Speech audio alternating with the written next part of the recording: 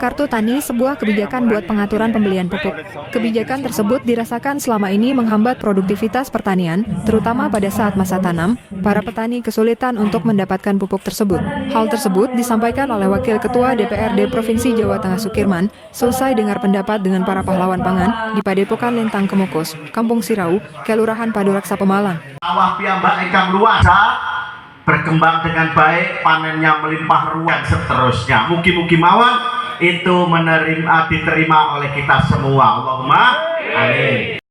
Hari ini saya memang tadi sudah disinggung, setelah 3 periode berturut-turut di DPRD Jawa Tengah, saya hari ini didaftarkan oleh PKB sebagai calon anggota DPR RI. Kita naik tingkat lah, kita mekaten.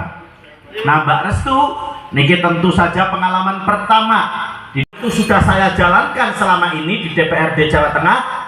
Nanti kalau kita di DPR RI juga tugasnya sama.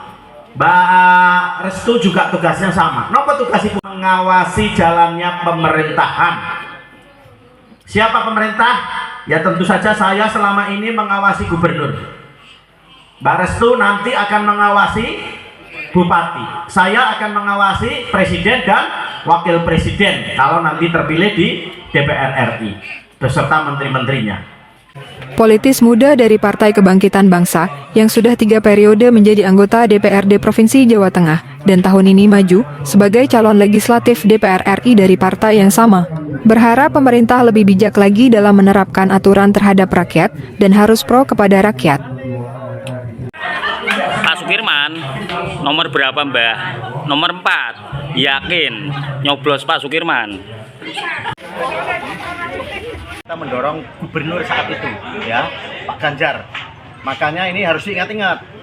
Beliau ini kan sekarang nyalon. Saya juga sebagai ketua tim kampanye daerah untuk Amin mengingatkan agar masyarakat ini sadar bahwa ada kebijakan yang merugikan petani pada saat Pak Ganjar jadi gubernur. Kemarin di dalam debat sempat ditanyakan oleh Pak Prabowo, tapi kemudian dibalik lagi, problem itu tidak hanya di Jawa Tengah. Padahal problem itu adalah itu yang memang kemudian membuat petani ini repot. Seperti yang saya sebutkan tadi, nandur susah, harus kudu cukup pupuk, nganggo kartu tani ini kudu nominalnya berapa di situ, gitu kan? Ini susah, menjadi repot. Pak petani kan ya birokrasi kayak gitu nggak paham. Kecuali kita pakai ATM, pakai kartu kartu itu kita sebagai kelas menengah ke atas paham, gitu kan? Kalau Pak Tani kan nggak mungkin toh bos, begitu, gitu kan? Nah itu kita dorong. Memang pada tahun 2018 itu sudah mulai bergeser. Akhirnya kebijakannya memang kemudian lebih lentur. Ya pakai kartu tani tetapi boleh mengambil pupuk di depot manapun. Kalau dulu kan misalnya petaninya di sini harus ngambilnya depotnya di misalnya Watu Kumpul sana. Kan jauh kan. Ini yang terus kita potong. Nah, alhamdulillah kebijakan itu sudah paling tidak meskipun mungkin gubernur gengsi untuk mencabut, tetapi kemudian dikompromikan. Nah, komprominya seperti itu. Nah, tetapi kita berharap pokoknya kalau khusus untuk petani tidak ada birokrasi yang berbelit-belit. Maka kemudian kita juga punya perda perlindungan petani. Di dalamnya tentu saja bagaimana petani mulai dari tandur, panen, pasca panen dan seterusnya. Termasuk melindungi harga-harga pupuk, harga pasca panennya, termasuk teknologi seperti yang kita terapkan tadi. Oke, terkait dengan teknologi, di sini kemarin ada satu informasi bahwa PPL akan diaktifkan kembali.